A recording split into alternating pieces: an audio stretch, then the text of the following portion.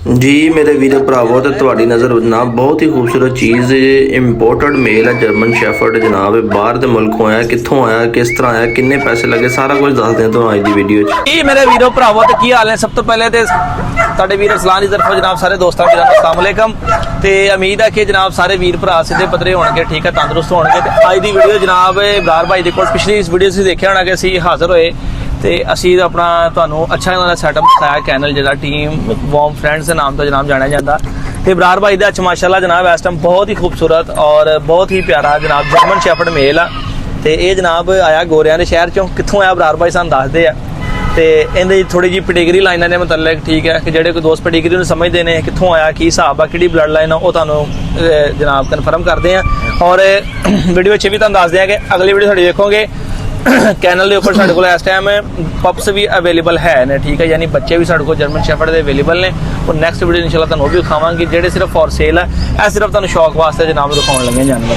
ਜੀ अस्सलाम वालेकुम इबरार भाई। वालेकुम। अच्छा इबरार भाई सब तो पहले जनाब अपने हत्थ च बड़ा पोला जा जनाब माशाअल्लाह बैठा बड़ा खूबसूरत साडी पसंदीदा चीज़ बैठी तुहाडे कोल जर्मन शेफर्ड जेहड़ा स्टॉक कोड दे विच ते ये जनाब आया किहड़े शहरों आ? ये बल्गेरिया से आया है, अभी रिसेंटली इंपोर्ट हुआ है। बल्गेरिया किहड़े मुल्क का कंट्री? बल्गेरिया मुल्क है। शहर उनका अजीब सा नाम है, वो शहर का नाम नहीं मुझे आता। लो जी इस काम पै जाए तो गूगल करनी पैनी है या इसकी डिग्री चेक के होनी पैनी है। अच्छा कितनी देर इबरार भाई इनू हो गई अपने को इत्थे? ये मेरे पास फरवरी के मिड में आया। डायरेक्ट इंपोर्ट कराया या पाकिस्तान से परचेज? नहीं डायरेक्ट मैंने खुद इंपोर्ट करवाया। बस गोरे को लिया गोरी को लिया? गोरा ही है वो। गोरा ही है। हाँ। ये गोरियां भी बहुत शौक करती हैं भाई, गोरियां गेड़ा करा जाती हैं अक्सर। अच्छा कोई पता नहीं है साडे पाकिस्तानी या नंबर बंद कर जानी ब्लॉक कर जानी है। अच्छा रीसेंटली जनाब इंपोर्ट होया इन्हां तुहानूं बॉक्स भी दिखावांगे, ठीक है, और इनकी ब्लड लाइन के मतलब गल करते हैं जी सब तो पहले जी जरूरी है कि किहड़ा ब्लड जनाब इबरार भाई ने इंपोर्ट कराया। इबरार भाई दसो जरा इनकी ब्लड लाइन के बारे। इसका जो बाप है वो जर्मनी का ना SG10 है, मतलब कि 2019 का। और SG10 सीगर दे 10वें नंबर पे लगा, ठीक है, क्लास के अंदर। तो ये विगास एक बहुत मशहूर कुत्ता है। विगास इसके अंदर आता है, रीमो आता है, रीमो का तो हर किसी को पता होगा। उसके बाद इसमें जो सबसे मेन मुझे ब्लड पसंद है ना वो है डुक्स डी एंटर का।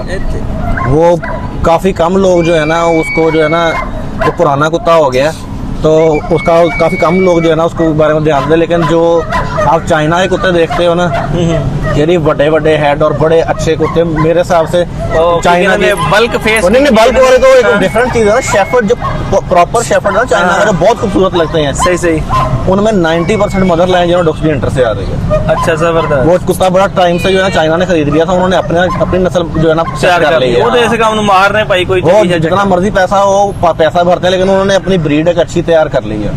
जबरदस्त। इबरार भाई मैं ਤੁਹਾਨੂੰ ਕਹਾਂਗਾ ਸਵਾਲ ਇਹ ਸਿਰਫ ਸ਼ੌਕੀਨ ਦੋਸਤਾਂ ਵਾਸਤੇ ਆ, ਠੀਕ ਹੈ, ਕਿ ਬਹੁਤ ਘੱਟ ਬੰਦੇ ਆ ਯਾਰ ਲੋਕਾਂ ਨੂੰ ਗਾਈਡਨੈਸ ਹੀ ਨਹੀਂ ਦਿੰਦੇ। ਹੁਣ ਬਹੁਤ ਸਾਰੇ ਦੋਸਤ ਆ ਜਿਹੜੇ ਸਾਡੇ ਸਬਸਕ੍ਰਾਈਬਰ ਆ ਬਾਹਰ ਬੈਠੇ ਆ, ਜਾਨਵਰ ਮੰਗਾਉਣਾ ਕਿੱਦਾਂ ਮੰਗਾਈਏ ਕੀ ਤਰੀਕਾਕਾਰ ਆ, ਥੋੜਾ ਜਿਹਾ ਇੰਪੋਰਟ ਦੇ ਮੁਤਲਕ ਦੱਸੋ ਕਿ ਤੁਸੀਂ ਕਿਸ ਤਰ੍ਹਾਂ ਮੰਗਵਾਇਆ, ਕਿਸ ਤਰ੍ਹਾਂ ਤੁਹਾਡਾ ਰਾਬਤਾ ਹੋਇਆ, ਪੇਮੈਂਟ ਕਿੱਦਾਂ ਕੀਤੀ, ਜਾਨਵਰ ਕਿੰਨੇ ਟਾਈਮ 'ਚ ਪਹੁੰਚਿਆ, ਇਹਦੇ ਮੁਤਲਕ ਦੱਸਿਓ ਜ਼ਰਾ।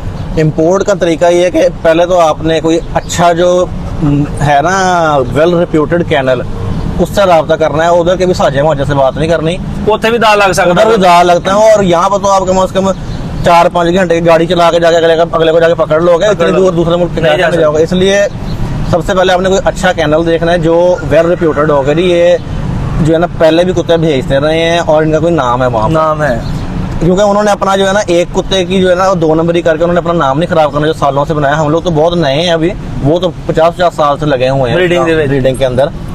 तो पहले तो आपने वो कैनल अच्छा ढूंढना है, ढूंढ के बाद में उसके साथ जो भी आपकी रेट की होगा फाइनल, फिर उसको पेमेंट भेजनी। पेमेंट सारी इनकी एडवांस होती है, ठीक है। एडवांस आपने किस तरह कीती सीगी? वाया वेस्टर्न कीता सीगा, यूनियन कीती सीगी, मनीग्राम, किस तरह तुसी पेमेंट? मैं वेस्टर्न यूनियन और मनीग्राम वगैरह सारे ट्राई किए थे, लेकिन हमारे मुल्क के माशाल्लाह हालात इतने अच्छे हैं कि वो कहते थे कि जी हमने आपकी पेमेंट बाहर नहीं भेजनी। अच्छा, तो फिर एक बड़ा अच्छा हमारा दोस्त है लाहौर का, तो उनके थ्रू जो है ना उनके कोई जानने वाले बाहर रहते थे, तो उनके थ्रू मैंने पेमेंट करवाई थी। पेमेंट करवा के भेजने लगे बहुत मुश्किल हुई होनी, फिर बहुत मुश्किल हुई थी। उसके बाद जब पैसे करवाने के तकरीबन 15 से 20 दिन के अंदर कुत्ता जो है ना पाकिस्तान हमारे पास आ गया। जो यानी उनको पेमेंट रिसीव हो गई, हाँ जी। फिर उन्होंने प्रोसेस शुरू किया इसका कार्गो करने का? हाँ, उनको पेमेंट रिसीव हो वाया गई। किसी कंट्री से आया कि डायरेक्ट बल्गेरिया से पाकिस्तान आया? वाया ये आया था उसके टर्की के। अच्छा, टर्की से ही आया जी अपना पाकिस्तान। हाँ। ठीक है। और आपके पास पहुंचा है, नेक्स्ट तरीकाकार क्या था? कहाँ आया था? लाहौर, इस्लामाबाद, कहाँ से? ये आपकी मर्जी होती है कि आपने किस एयरपोर्ट में मंगवाना है। इंटरनेशनल एयरपोर्ट होना चाहिए। मैंने लाहौर मंगवाया था, हमें करीब पड़ता है लाहौर। हाँ जी। वैसे काफ़ी कम लोग ये बताते हैं कि इस्लामाबाद जो है ना उसके जो है अपना टैक्स और जो खर्चे ऊपर आपको पड़ते हैं वो इस्लामाबाद का खर्चा कम है। अच्छा, लाहौर दसो ना, दसो जरा। हाँ जी, जरा। लाहौर के मुकाबले इस्लामाबाद का खर्चा थोड़ा कम है, लेकिन इस्लामाबाद हमें जितना खर्चा कम पड़ रहा था उतना हमारे पेट्रोल का लग जाना था। आने जाने का लग जाना था इस तरह ही। तो फिर हमने लाहौर मंगवाया। लाहौर मंगवा के अगर आप डायरेक्ट कुत्ता मंगवाते हैं और आपका कुत्ता फैसला लाहौर पहुंच जाता है, आप जाके ये नहीं कह सकते कि हमें हमारा कुत्ता दे दो। हाँ, एक गल दसो ना कि कुत्ता रिसीव कितना करना? आपको आपके पास एक प्रॉपर एजेंट होना चाहिए जिसका ये काम है कुत्ता क्लियर करवाने का। ठीक है। इसके सारे टैक्सेस वगैरह पे होते हैं, ड्यूटियां पे होती हैं, उसके बाद जाके आपको कुत्ता मिलता है। डायरेक्ट आप जाके कुत्ता अपना क्लियर नहीं करवा सकते। किसने किया था? बाहर से गोरे ने पैसे दिए थे कि आपने यहाँ पे फिर दोबारा नहीं पे नहीं, किए? गोरा कुछ नहीं, तो गोरा सिर्फ कुत्ता भेजता है, पैसे सारे हमने लगाने हैं। अच्छा, चलो तक हमें भी मेहरबानी ने भिजवा था। हाँ। तो कितने अपना जब यहाँ पे पहुंचे हैं तो कितनी फीस ली थी उसने आपसे यहाँ पे क्लियरेंस करवाने के जो पैसे लगे थे आपके, अलावा ये रास्ते के आने जाने के खर्चे? क्लियरेंस पे हमारा तकरीबन 2.5 से पौने 3 लाख रुपया सिर्फ क्लियरेंस पे लगा। पाकिस्तान दे विच? हाँ इंदा हाँ जी। एजेंट ने लिया?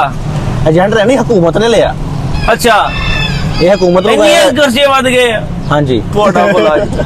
ਤੇ ਜੇ ਤੁਹਾਨੂੰ ਕੋਈ ਬਾਹਰੋਂ ਤੋਹਫਾ ਭੇਜੇ ਫੇਰ ਵੀ ਦਿਲ ਲੱਗਦਾ ही है? जब हम लोग कुत्ता अपना लेने गए हैं तो वहाँ पर किसी को 2 बच्चे जो है ना गिफ्ट आए थे बाहर से। हाँ, वो कहते जब वो- हैं नहीं लेने रख लो। वो ऐसा ही हुआ है। वो उन्होंने जो है सही है। बच्चे आए हैं, कस्टम वाले कहते जी आप जो है 3.5 लाख रुपया सीधा करें अपना। हाँ। वो कहते भाई सानू तो गिफ्ट आए, असि पैसे वो कहते तुसी अपने कोल ही रख लो, असि लेके नहीं जाना। ਅਸੀਂ ਲੈ ਕੇ ਨਹੀਂ पता नहीं उनके बाद में क्या मुक मकाओ हुई है या हमने पैसे भरे हैं, लेकिन जानवर जब हम लोग उधर गए थे तो 3 दिन से वहीं पर थे एयरपोर्ट पर।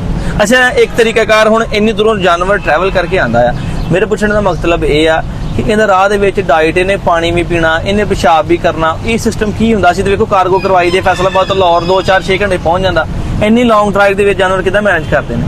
इसके अंदर ये होता है कि जहाँ पे आपका ट्रांसिट होता है ना, मतलब डायरेक्ट आपका करीब वाला मुल्क को फिर तो 3-4 घंटे में पहुंच जाता है। हाँ जी। जो लंबी फ्लाइट होती है 17-18 या 20 घंटे की, वहाँ पे बीच में ट्रांसिट होता है किसी एक मुल्क का। और इनके जेट बॉक्स के ऊपर प्रॉपर लिखा होता है कि जी जिस मुल्क में रुकेगा कुत्ता, वहाँ पे उन्होंने कुत्ता निकाल के उसको इतनी डाइट डालनी है, उसको खिलाना है और फिर दोबारा बॉक्स के अंदर डाल के अगले मुल्क के लिए रवाना कर देना। जबरदस्त, यानी कि इंपोर्ट करवाने वाले को कोई मसला नहीं है। हाँ। उसका जानवर सेफली आप तक पहुंच जाएगा, आगे अल्लाह की मर्जी है। हाँ, आगे अल्लाह की मर्जी है। हाँ, यानी अगले कोशिश करते हैं कि जी वो प्रॉपर पूरे तरीके से जो है ना जानवर आप तक भेजें। भेजें। वो ये ना कि पाकिस्तान से भेजना या मुश्किल है, मगर गोरों से मंगवाना आसान है। एक तो चीज उनकी आ जाती है, उनके पेपर वर्क बड़े इजी हैं, उनकी हाँ। बड़ी कंपनियां बनी हैं।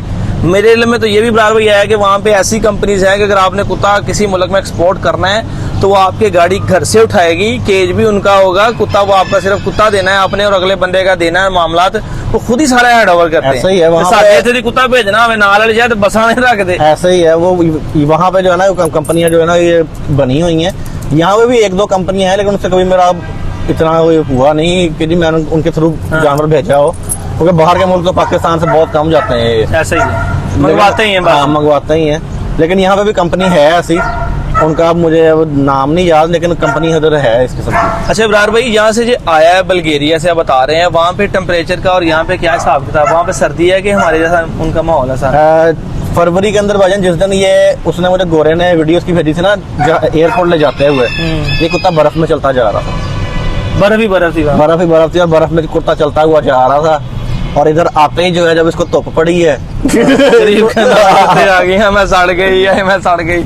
हाँ। अच्छा, तो फिर इसके लिए तो आपको जनाब स्पेशली जो है वो मेरा ख्याल यहाँ तो इसको फर्स्ट केज में रखना पड़ेगा, यहाँ फिर एक्स्ट्रा एक एसी आपको और लगाना पड़ेगा इसके लिए। नहीं, इसको वो इसके जो है ना मौके के हिसाब से, टेम्परेचर के हिसाब से ना हम लोग मैनेज करेंगे इसको कि इसको किस तरह रखना है। जरूरी नहीं है कि हमने इसको अब ये बर्फों से या तो इसको हमने एसी में ही रखना है। नहीं, 1-2 महीने आपके पास रहा है, कुछ बेहतर हो नहीं गया? ये कुत्ता बहुत बेहतर हो गया।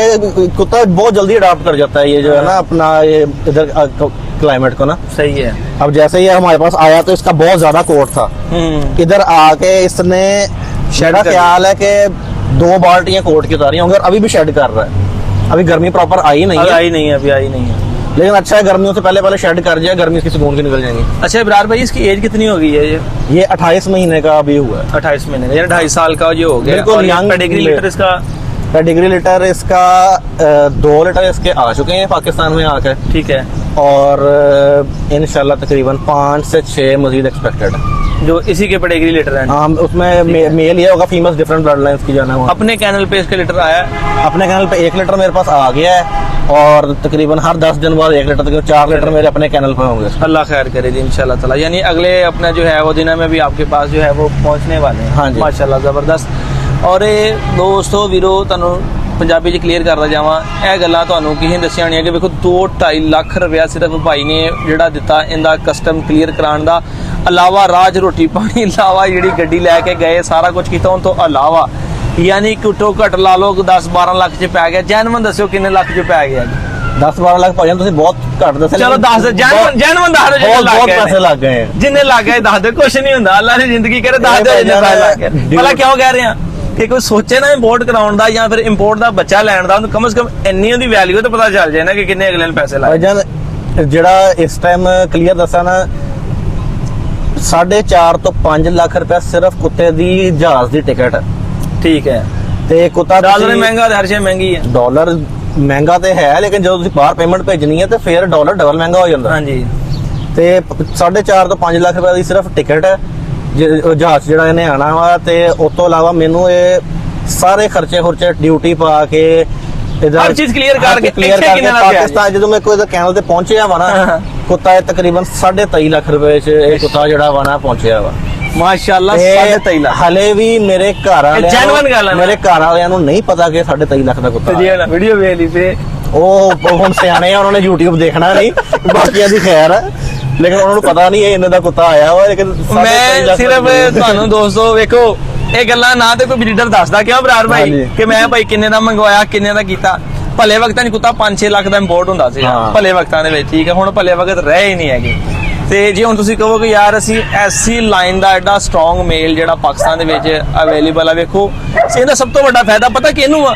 ਇਹ ਤੁਹਾਨੂੰ ਫਾਇਦਾ, ਇਹਨਾਂ ਨੂੰ ਨਹੀਂ ਫਾਇਦਾ। ਇਹਨਾਂ 4 ਰੱਖੀਆਂ 5 ਰੱਖੀਆਂ ਫੀਮੇਲ ਨਾਲ, 2 ਮਹੀਨੇ ਬਾਅਦ ਇੱਕ ਆਈ ਹੀਟ ਤੇ, ਦੂਸਰੀ ਆਈ ਪਿੱਛੇ ਤੁਸੀਂ ਦੇਖ ਸਕਦੇ ਹੋ, ਉਹ ਆਈ ਕ੍ਰਾਸ ਕਰਵਾ ਲਈ। ਇਹ ਤੁਹਾਨੂੰ ਫਾਇਦਾ। ਅੱਲਾ ਵਾਲਿਓ ਇੱਧਰ ਮੇਰੇ ਵੱਲ ਵੇਖੋ, ਗੌਰ ਕਰੋ ਜ਼ਰਾ, ਇਹ ਤੁਹਾਨੂੰ ਫਾਇਦਾ ਜਿਨ੍ਹਾਂ ਨੇ ਪਾਕਿਸਤਾਨ ਚੰਗੀ ਬਰੀਡ ਲੈ ਲੈਣੀ। ਜੇ ਇੱਕ ਬੰਦੇ ਨੇ 23-24 ਲੱਖ ਲਵਾਇਆ ਤੁਹਾਡੇ ਵਾਸਤੇ ਲਾਇਆ, ਤੁਹਾਨੂੰ ਅੱਛੀ ਬਰੀਡ ਦੇਣ ਵਾਸਤੇ ਲਾਇਆ, ਤੇ ਫਿਰ ਵੀ ਤੁਸੀਂ ਜੇ ਕਦਰ ਨਾ ਕਰੋ ਬਰੀਡਰਾਂ ਦੀ ਤੇ ਕੋਈ ਹਾਲ ਨਹੀਂ। ਤੇ ਐਂਡ ਤੁਹਾਨੂੰ ਗੌਰ ਕਰ ਲੈਸਾਂ ਇਹ ਖਾਂਦਾ ਕੀ ਹੈ? ਜ਼ਾਹਰੀ ਗੱਲ ਹੈ ਗੋਰਿਆਂ ਨੇ ਮੁਲਕ ਚੋਂ ਆਇਆ ਇਹ ਭਾਈਜਾਨ। ਬਾਕੀ ਕੁੱਤੇ ਸਾਡੇ ਮਿਕਸ ਡਾਈਟ ਤੇ ਆ, ਲੇਕਿਨ ਆਹ ਕੁੱਤਾ ਜਿਹੜਾ ਵਾ ਇਹ ਪਿਓਰ ਫੂਡ ਤੇ ਨਾਲ ਇਹਦੇ ਜਿਹੜੇ ਆਇਲ ਵਗੈਰਾ ਸਪਲੀਮੈਂਟ ਆ ਇਹ ਤੇ ਅਸੀਂ ਰਿਸਕ ਲੈ ਹੀ ਨਹੀਂ ਰਹੇ ਫਿਲਹਾਲ। ਸੇਮ ਗੋਰਿਆਂ ਦੀ ਡਾਈਟ ਹੀ ਚੱਲ ਰਹੀ ਇੱਥੇ, ਉਹ ਤੋਂ ਸ਼ਾਇਦ ਬਿਹਤਰ ਹੀ ਚੱਲ ਰਹੀ ਹੋਵੇ। यानी डॉग फूड इस टाइम 23,000-24,000 रुपए का बैग हो गया तो ठीक है जी। 15 किलो पैकिंग होती है ते एक मेल जेड़ा अडल्ट स्कून ना महीने 1.5 महीने दे राउंड पाउंड जेड़ा ना एक बैग खा लेता, ठीक है। यानी एक्चुअल खर्चा लाओ तो 45-50,000 रुपए खाली इस मेल का स्पेशली आ। फिर जो इन्ना अच्छा मेल होवे उनकी एक्स्ट्रा केयर, ब्रशिंग, कंघी, शैम्पू हर चीज लैदा नहीं। इब्रार भाई मैं बड़ा खुश होया, यकीन करो कि तुसीं सीधियां गल्लां दसियां ने। और एंड ते दस दिओ जनाब कि जे कोई दोस्त शौक करना चाहता होवे, क्योंकि तुहाडा देखो बिजनेस आ, प्रोफैशन आ, जे कोई तेरे कोलों फीमेल मेट कराउण दी ख्वाहिश रखदा होवे उनका की तरीका करा है? तुसीं ओपन स्टड कीता होया वा कि सिर्फ अपनी प्राइवेट फीमेलां वास्ते लिया? नहीं, ਇਹਦਾ ओपन स्टड है ਤੇ ਪਹਿਲੀ ਗੱਲ ਆ ਤੁਹਾਡੀ ਫੀਮੇਲ ਪੈਡੀਗਰੀ ਹੋਣੀ ਚਾਹੀਦੀ ਹੈ, ਠੀਕ ਹੈ। ਲਿਟਰ ਵੀ ਪੈਡੀਗਰੀ ਹੋਵੇ, ਹਾਂ ਲਿਟਰ ਪੈਡੀਗਰੀ ਹੋਵੇ, GSDCB ਦੀ ਪੈਡੀਗਰੀ ਹੋਵੇ ਤੇ ਫਿਰ ਅਸੀਂ ਮੀਟਿੰਗ ਦਿੰਦੇ ਆ। ਅਸੀਂ ਹੋਰ ਕਿਸੇ ਕਲੱਬ 'ਚ ਨਹੀਂ? ਕੋਈ ਹੋਰ ਕਲੱਬ ਨੂੰ ਜਿਹੜਾ ਵਾ ਨਾ ਅਸੀਂ ਫਿਲਹਾਲ ਮੀਟਿੰਗ ਨਹੀਂ ਦੇ ਰਹੇ, ठीक है। यानी सिर्फ GSDCP, ठीक है जी, German shepherd dog club of Pakistan शुरू से GSDCP शौक कर रहे हैं और अच्छा स्टॉक आउट का शौक कर रहे हैं कि जी सिर्फ उन्हें देवांगे मीटिंग, ठीक है। तो जी उनको वाला बंदा नॉन पेडिग्री कुत्ती लैके आया तो मैं तो कहांगा नॉन पेडिग्री वाले ना आइए। नहीं, नॉन पेडिग्री ਲਈ ਆ ਨਹੀਂ ਹੈ ਕਿ ਤੁਸੀਂ ਇੱਥੋਂ ਹੀ ਮੇਟ ਕਰਾਣੀ ਹੈ। ਸਾਡੇ ਕੋਲ ਹੋਰ ਕੁੱਤੇ ਬਹੁਤ ਆ ਜਿਹੜੀ ਸਾਡੀ ਆਪਣੀ ਬਲੱਡ ਲਾਈਨ ਦੇ ਆ। देखो मैं वो गल मानना भाई, अगला कदे मैं बॉर्डर तो करानी है, ਅੱਲਾ ਵਾਲੇ ਜਿੰਨੇ ਲਈ ਕੁੱਤੀ ਲਈ ਅਗਲਾ ਬੰਦ ਕੋਲੇ ਸਟਾਰਟ ਦੇ ਪੈਸੇ ਲੈ ਲੈਂਦੇ ਕੀ ਕਰੋਗੇ ਤੇ ਲਿਆਦਾ ਦੀ ਗੱਲ ਠੀਕ ਹੈ। ਅਸਲ ਮੇਨ ਗੱਲ ਤਾਂ ਮੈਂ ਪੰਜਾਬੀ ਦੱਸਦਾ ਬਰਾੜ ਭਾਈ ਦਾ ਗੱਲ ਕਰਨ ਦਾ ਮਕਸਦ ਇਹ ਆ ਕਿ ਜੇ ਉਹਨਾਂ ਨੇ ਮੇਲ ਇੰਪੋਰਟ ਕਰਾਇਆ ਵਾ ਤੇ ਪੈਡੀਗਰੀ ਦਾ ਇੱਕ ਹੁੰਦਾ ਵਾ ਕਿ ਦੇਖੋ ਇੱਕ ਰਿਕਾਰਡ ਹੁੰਦਾ ਵਾ ਉਹਨਾਂ ਨੂੰ ਕਮ ਸੇ ਕਮ ਇਹ ਤੇ ਹੋਵੇ ਕਿ ਯਾਰ ਇੱਕ ਅੱਛੀ ਬਲੱਡ ਚੱਲਿਆ ਵਾ ਸਾਡੇ ਪਾਕਿਸਤਾਨ ਦੇ ਵਿੱਚ, ਅੱਛੀ ਬਰੀਡ ਦੋਸਤਾਂ ਕੋ ਆਈ ਹੈ। ਤੇ ਜੇ ਇਹਨਾਂ ਦਾ ਇਹ ਜ਼ਹਿਨ ਹੁੰਦਾ ਕਿ ਸਿਰਫ ਸਾਡੇ ਘਰ ਤੱਕ ਇਹਦੀ ਬਰੀਡ ਰਵੇ ਤੇ ਫਿਰ ਇਹਨਾਂ ਨੇ ਕਤਲ ਵੀ ਓਪਨ ਸਟਾਰਟ ਨਹੀਂ ਕਰਨਾ ਹੈਗਾ। बाकी जरूरी नहीं है कि जी सिर्फ पेडिग्री हो, ये भी देखना पड़ता है कि जी कुत्ते की लाइन है उस कुत्ती को सूट करती है नहीं करती। अब मुझे बहुत कुत्ते ऑफर हो रहे हैं इस बार से, मैंने यही कुत्ता इसलिए मंगवाया कि कम से कम ये मेरी सारी फीमेलों को सूट करता है। हाँ, मजा आएगा कि ब्रीडिंग का हाँ। शो खेलने का मजा आएगा, हाँ। रिंग से जाने का मजा आएगा। दोस्तों आई होप कि तुहानू अच्छा लगा है जनाब, ठीक है। बड़ा प्यारा मेल है ते नाम ही नहीं पूछा वो पूछ लीजिए, नाम भूल गए। इसका नाम है आयरन वॉर्म डमीवो हाउस। बड़ा औखा नाम, दोबारा आयरन वॉर्म डमीवो हाउस, वॉर्म डमीवो हाउस तो कैनल का नाम है, इसका पेडिग्री नेम आयरन है। आयरन नाम है, ठीक है जी, लोहा वा पूरा है, ठीक है जी। एक तो मैं गल दसा जर्मन शेफर्ड ਦਾ ਸ਼ੌਕ ਕਰਨਾ ਨਾ ਤੇ ਤੁਹਾਨੂੰ ਆਪਣਾ ਜਿਹੜਾ ਦਿਮਾਗ ਵਾਲਾ ਬਹੁਤ ਆਦਰ ਸਵਾਗ ਰੱਖਣਾ ਪੈਣਾ।